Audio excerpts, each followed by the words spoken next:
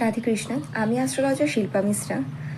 গত এক মাস আগে আমি একটি ভিডিও দিয়েছিলাম এবং পোস্টও করেছিলাম যে যাদের লিটল ফিঙ্গারের সাইজ ছোট বড় কিংবা একটু মাঝারি তাদের ব্যক্তিত্ব কেমন হয় এবং রিং ফিঙ্গারের সাথে কতটা তাল মিলিয়ে থাকলে আমাদের সাথে কি চেঞ্জেস আসে সেগুলো সব কিন্তু আমি বলেছিলাম।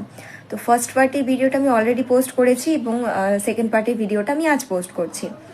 তো প্রথমেই বলি যে যাদের এটি হচ্ছে আমাদের রিং ফিঙ্গার এবং এটি আমাদের লিটল ফিঙ্গার।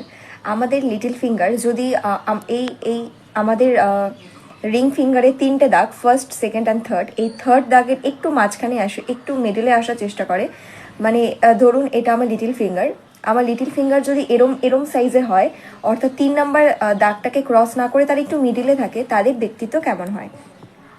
আমি ফটোটাও দিয়েছি, আপনারা অনেকে নিজের হাতের সাথে মিলিয়ে তারপরে কিন্তু কমেন্ট ড্রপ করবেন আমাকে যে আমি যে কথাগুলো এখন বলবো সেগুলো আপনাদের সাথে কতটা মিলছে বা কী কিছু। রাধে রাধে, হরে কৃষ্ণা। আমি অ্যাস্ট্রোলজার শিল্পা মিশ্রা।